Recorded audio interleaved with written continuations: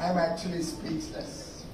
I've been going around the country, I've been meeting people, seeing institutions, and as Minister for Industry, also engaging a lot with startups across the country. But truly been an amazing visit to your campus. Thank you very much for giving me this opportunity, Director. Thank you. And thank you for all the affection all of you shared with me, you bestowed on me as you showed me your wonderful achievements.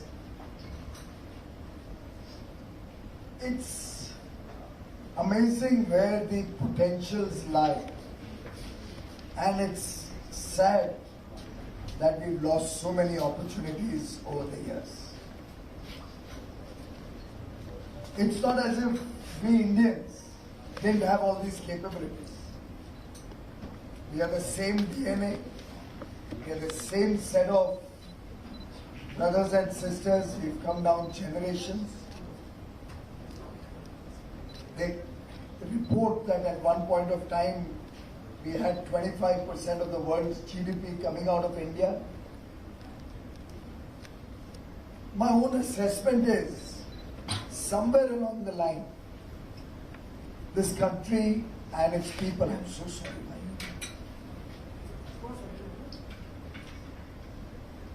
got complacent. I don't know when that happened. Was it when the kings ruled over us? Was it when the Mughals took over the country? Or was it when the British came and enslaved us? Of course, I cannot agree with the supposedly Indian origin lady in UK who has tried to make a virtue of colonial rule in India. I've never seen something as shameful as that in my life. Somebody from India trying to suggest that what they did to our country was good for it. And then 75 years into independence, as we celebrate Azadi Ka Amrit Mahotsav, you hold the key to the change in mindset, the little bit of extra between ordinary and extraordinary. And thank you very much for all that each one of you is doing for this country. Truly, truly, I speak as a grateful citizen of India for the leadership that all of you are providing as we power our way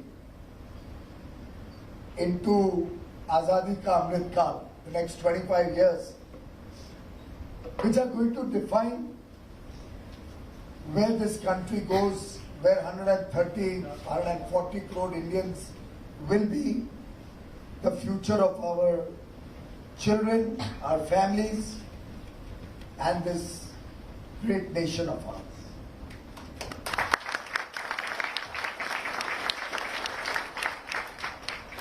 Today, earlier in the day, while addressing exporters, I've thrown a proposition at them. I'm not throwing this proposition at you because you are an inspiration. So I don't really need to ask you a question when I'm going to rhetorically give you a point of view. But why I'm just saying it, I had earlier during the day remembered it, and somebody was there accompanying us from amongst you. I said, please remind me, I want to suggest a name for your place, for this truly amazing, outstanding campus, for this, if you may permit me, I'll call it a piece of art. Because science alone cannot define what I've just seen today. Science is an enabler. The art is in your mind, who are creating all these very elementary, very simple at times, solutions to day-to-day problems of all of us. I think about 4-5 days back, what do you call it, maybe only 2 days back for us, life is just a journey from one engagement to the other. I think only yesterday, probably, 2 days back, I was addressing the patent office, the IP office. They had their annual day or something, probably. Yesterday, Saturday, today, Sunday. Kal ki baat hai. I'm losing track because in the course of the day yesterday, I did political speeches, I talked to the startups, I reported back to the Prime Minister about the Gujarat election, what I had experienced the previous day. I gave awards on Vedic studies to institutions, teachers and students who continue to keep our heritage alive and continue to teach Vedic studies. I inaugurated an art exhibition. So you'll pardon me if I'm losing track of time. I hope I don't lose my brain कि मुझे आपके पास आना पड़े कोई solution निकालने के.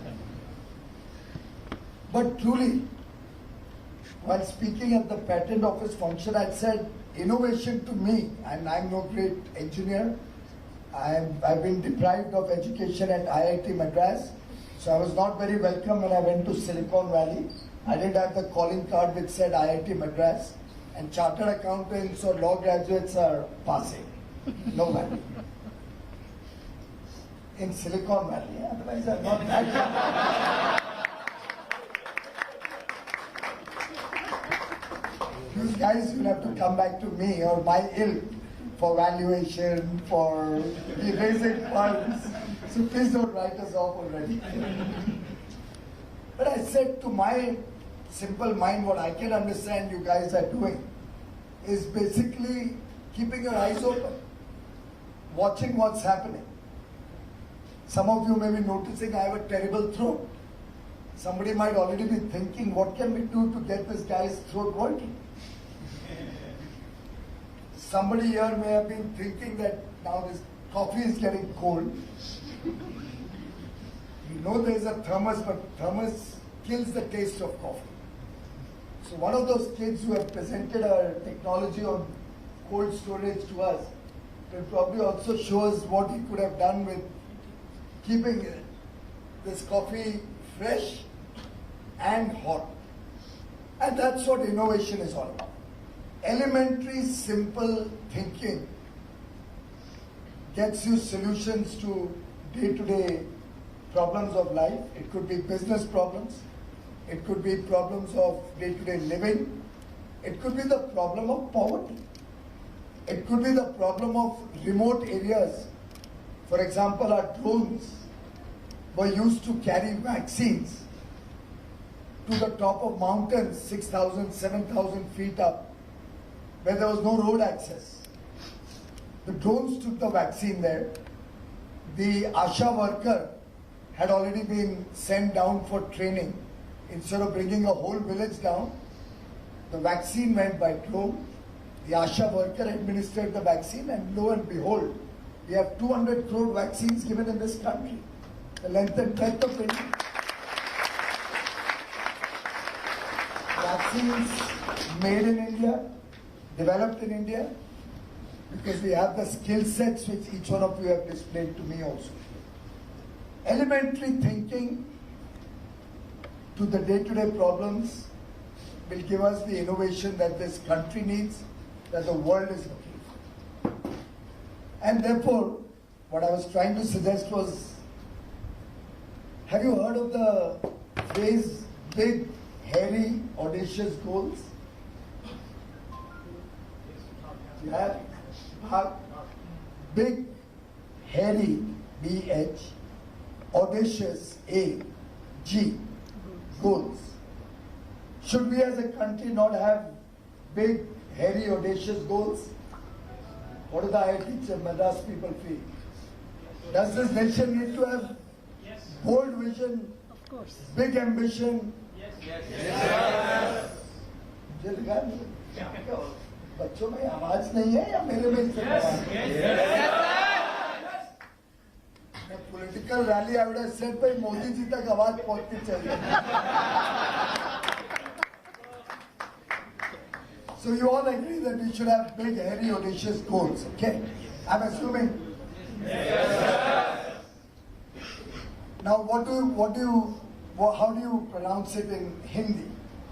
Now, let me suggest ways to say bhag. For those of you who understand Hindi, if you're not able to, maybe somebody else will explain it to you. You can say bhag. As you say bhag, milka bhag. You remember the movie? Yes. Milka Singh? Yes. So one is bhag, run. Right? So you have a bhag. Then you have a bhaglo. That is participate. Bhaglo, which all of you are doing. You are participating in this wonderful journey, coming up with solutions that will hold this country in good stead as we work our way towards becoming a developed nation. Then you have another,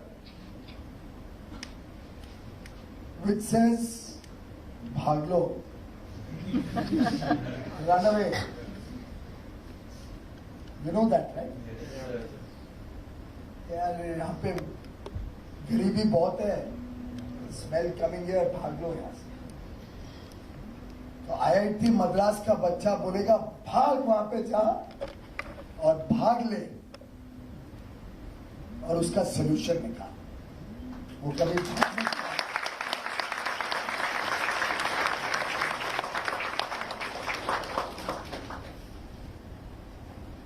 And to my mind, the fact that each one of you could think out of the box, the fact that I was told probably 90% of the children in this campus are not even IIT engineers in the research part, the one which you are in, right? As he keeps rubbing it into me, the 1.2 million square feet part. By the way, he and I go back 2004, right? So I became a director in State Bank in 2004. That's how many years? 18 years. We go back 18 years. We were both on the board of State Bank of India, and I could see the same spark that you are enjoying the fruits of 18 years ago. And that journey, I think, continues relentlessly. Congratulations, Dr. Chunchumala. Really.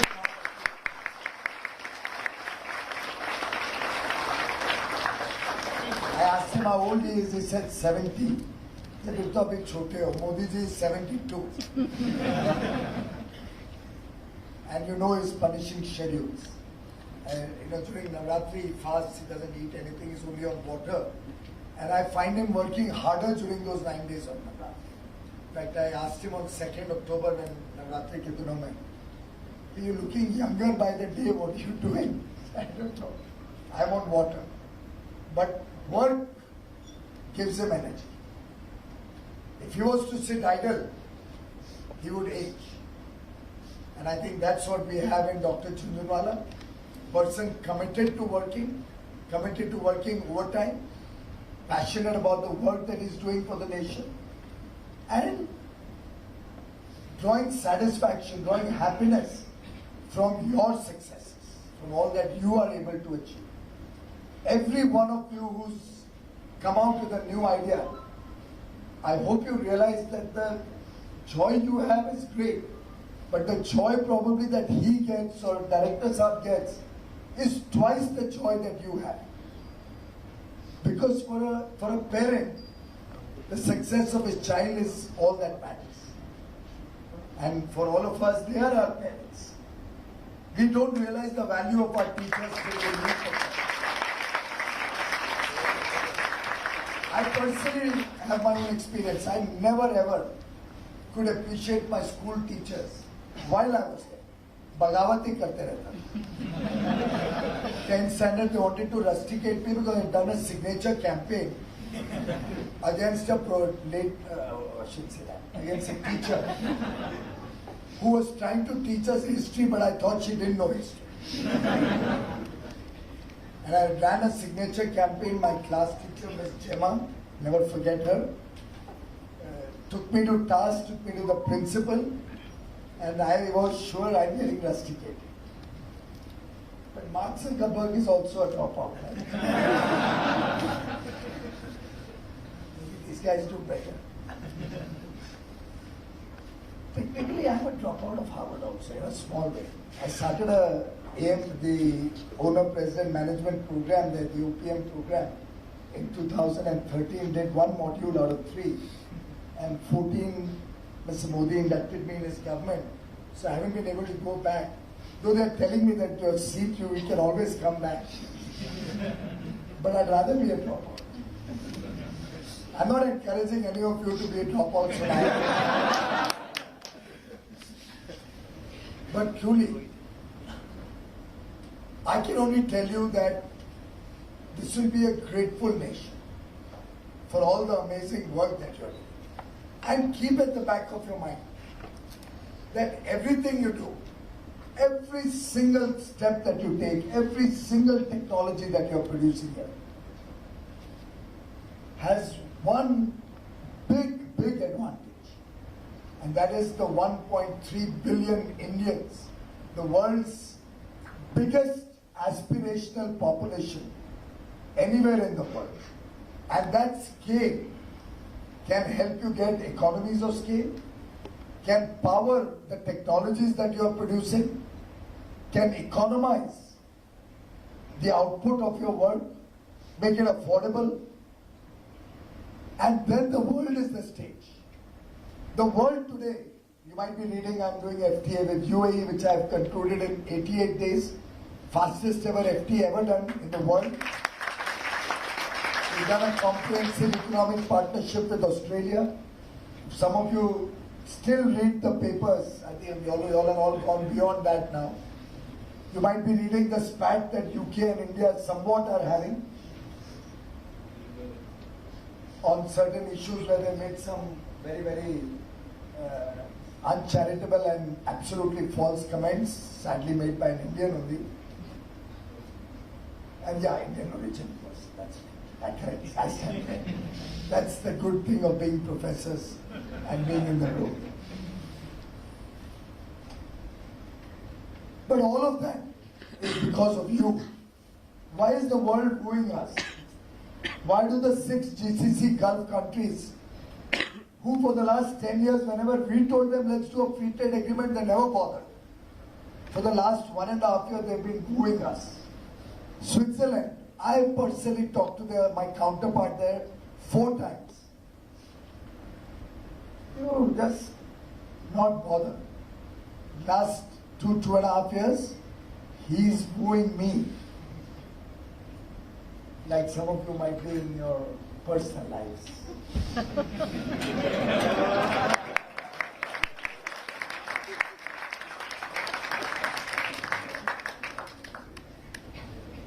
Why does today the world want to engage with India? And the first and foremost is our skills, the talent that India has. Without that, probably the rest of the things would have been just statistics. It's the talent that attracts them to India. It's all of you, your work. And since the start of the Startup India mission in 2016, the amazing work that's been happening in the country is now coming to fruition. People are now seeing it, are experiencing it. Lost a couple of years in COVID, otherwise they would have experienced this in 2021 itself. Never too late. There's an idea of time has to come. And the world recognizes that India's time has arrived.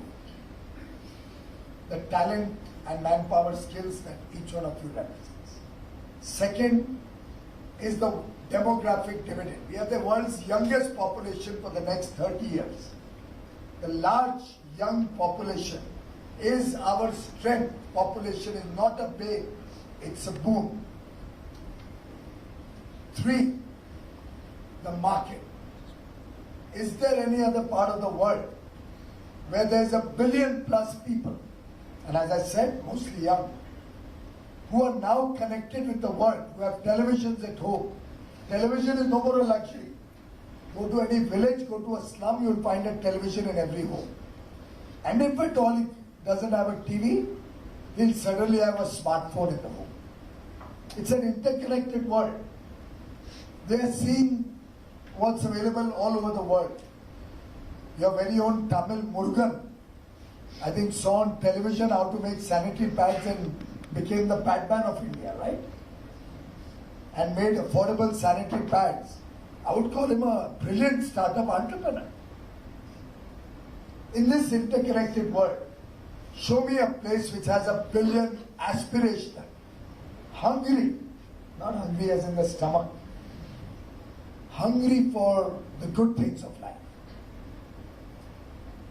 And then what does that translate into? It translates into huge demand for washing machines, for dishwashers. As more and more of our sisters and daughters come into the workforce, everybody will want a dishwasher in their home. They'll want a washing machine. With sustainability being current coin, all the stuff that I saw today, every one of them had an element of sustainability, energy efficiency, electric mobility. Couple that with the large market, with our manufacturing skills. You bring anything from anywhere in the world, you'll find an engineer who can make it in India. And then with this large market, when you manufacture to scale, you can actually make every product, every one of the products you are engineering here, you are innovating here, affordable not only for India, but for the rest of the world. We have 1 billion people in Africa who are soon going to follow suit. They're going to want all the goodies of life just like India. And to my mind, the time has come that the Americans, the Europeans, they will all also want to engage, particularly with sustainability and with newer technologies. And lo and behold, who can do that at an affordable price? You. Let me tell you about an example. You heard about the construction machinery manufacturer, JCB? Yeah. They're a British company. They were working in England. They were exporting their machinery to 10 countries. They couldn't compete in the rest of the market. They came to India some 20 years ago or so. Started manufacturing. I think they have probably half a dozen or a dozen factories in India. Their new launches are all from India. And they export to over 100 countries from India. Talent, scale, and skill. Unbeatable combination.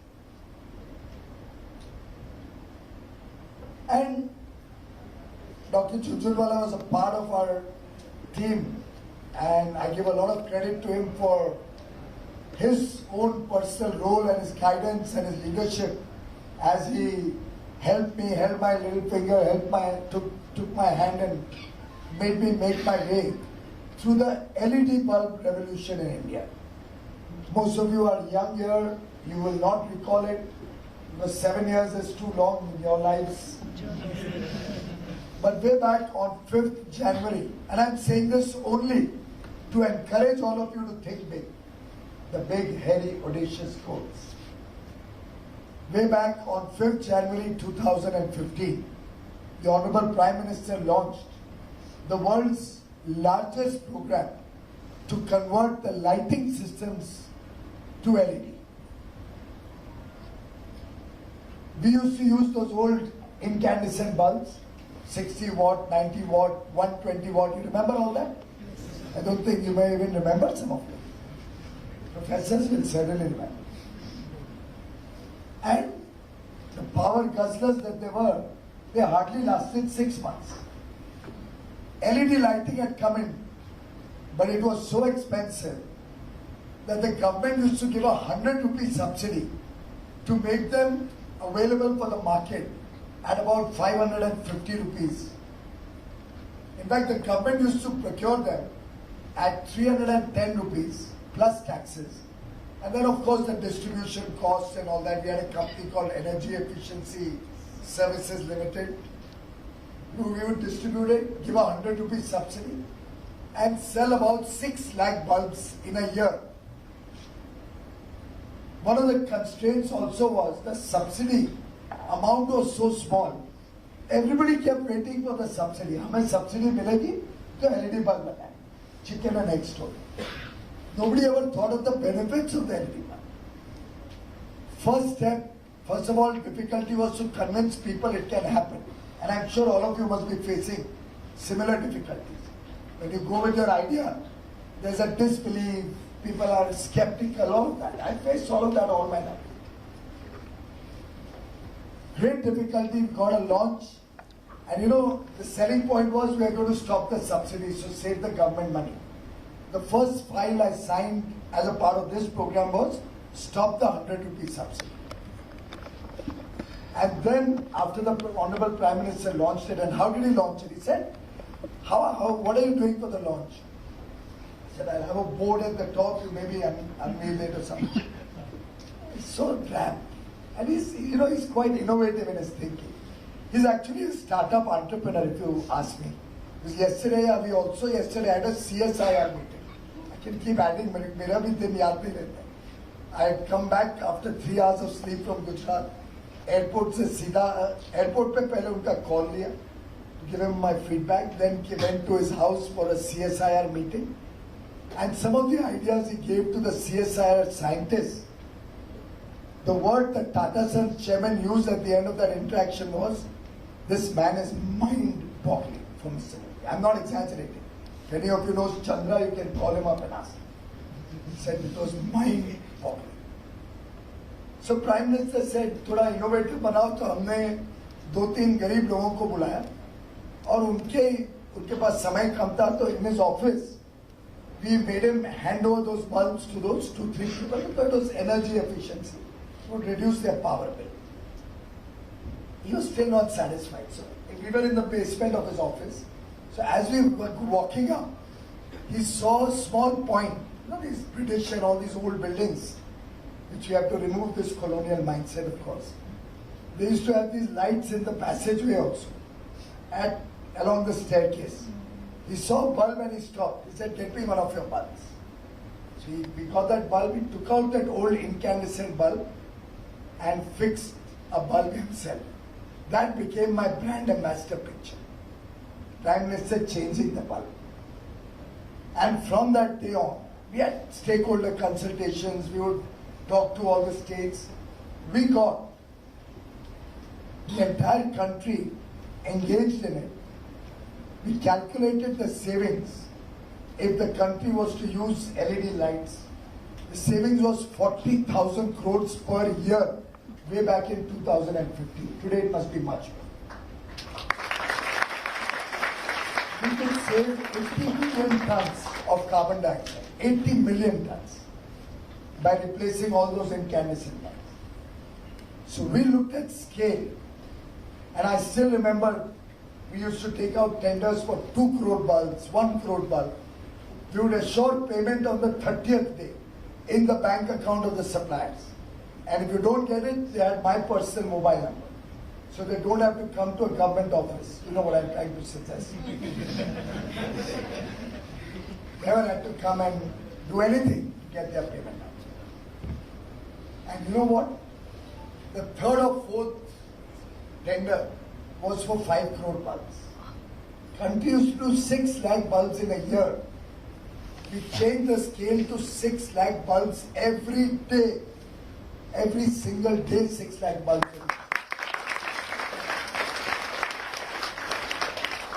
And Philips, the world's largest company, quoted 38 rupees. 38 rupees for a 12-watt LED bulb, which was equal to a 90-watt incandescent.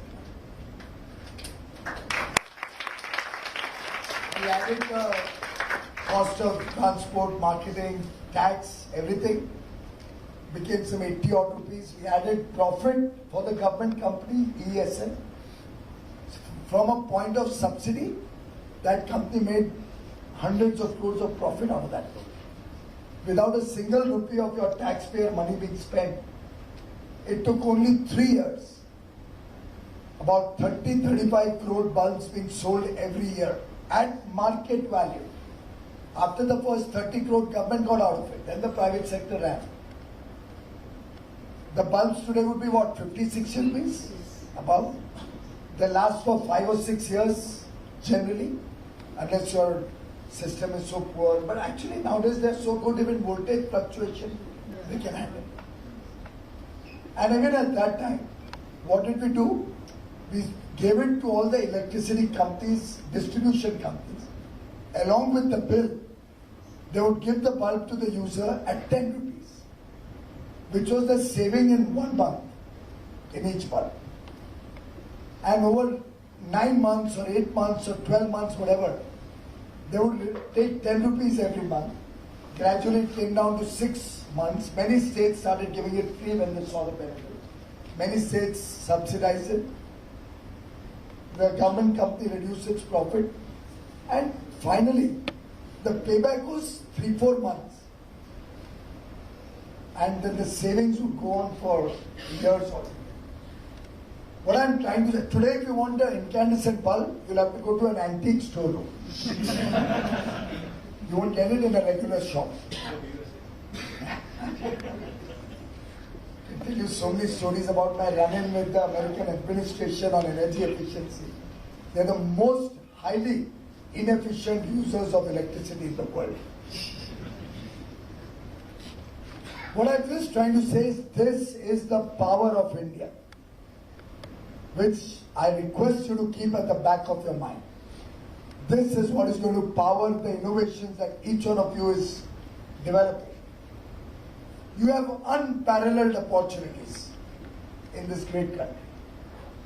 And if we are to stay the course, if we follow the 5 commitments that the Prime Minister articulated on 15th August, did you hear the speech, any of you? It's a little early in the morning, so I don't think your IIT kids get up there. The Prime Minister suggested 5 commitments, 5 front. First, India should be a developed country in 2047 when we celebrate 100 years of independence. Second, let's remove every little symbol of colonialism from our lives. Whether it's a law, whether it's our style of working, our style of thinking, get colonial thinking out of our system. It has held us back for far too long. Third, go back to your roots. There's a lot of strength in our roots. I went to Somnath Mandir the other day. They have that compass showing the direction in which there is no piece of land for, I don't know, till the South Pole. Just no land in that whole distance. I don't know how many 100 or 1,000 years ago that was determined. I don't know how. You guys should be able to figure it. Go back to your roots. There's a lot of strength in our culture, our tradition, our value systems, our family value systems. Our heritage is rich. Fourth, unity. Country has to be united. We all have to be united as one nation. Work as one nation. And fifth, the sense of duty. Let's all of us work with a sense of duty. We owe it to our country. We owe it to all those whose families possibly couldn't board the train and get an opportunity to come to this beautiful campus and this beautiful center. Everybody has not been as privileged as all of you. Still millions of kids out there. We owe it to them. The sense of duty comes out of that. Because he added 2 other elements after the 5 front, which are equally important, friends. First was Nari Shakti. This great strength amongst our women, our sisters, our daughters, which we need to harness, recognize, give them equal opportunity, good education, make them stakeholders along with us. I would urge some of your teams to see if you can integrate more young girls and give them also this flavor of innovation. I see many of you here. We need to see much more by the time I come next time. And the seventh point, the second point that he said, and I appeal to all of you. Hindi में बोलते हैं गांठ बांध करके रखो. Just make that the principle of your life. भ्रष्टाचार मुक्त भारत बनाना. Corruption.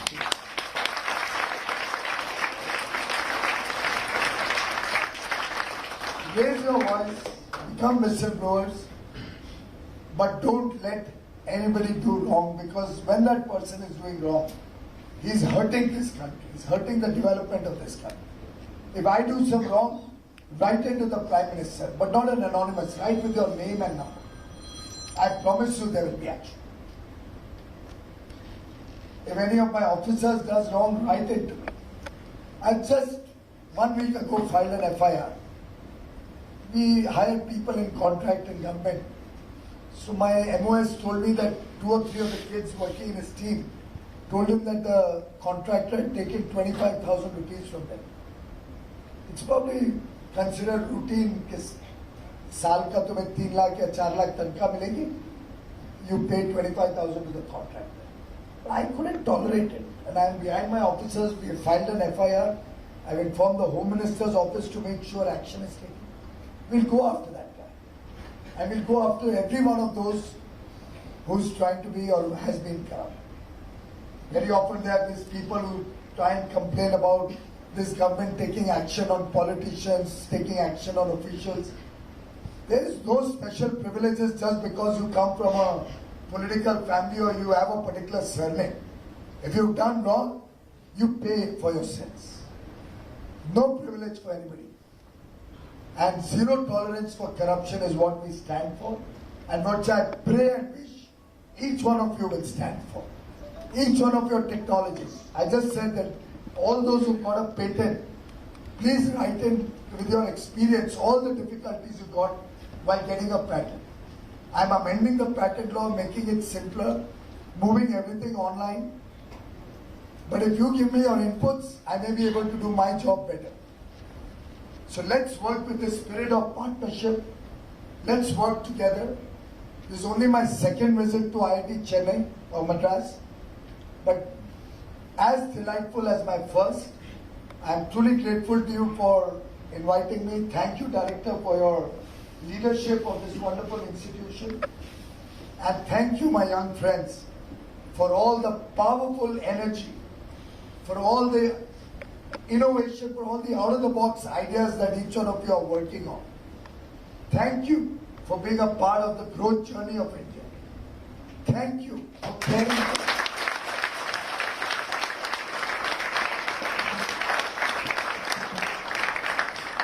Thank you very much, sir. In our journey to transform Indian Institute of Technology, the Institute of Indian Technology. Thank you very much.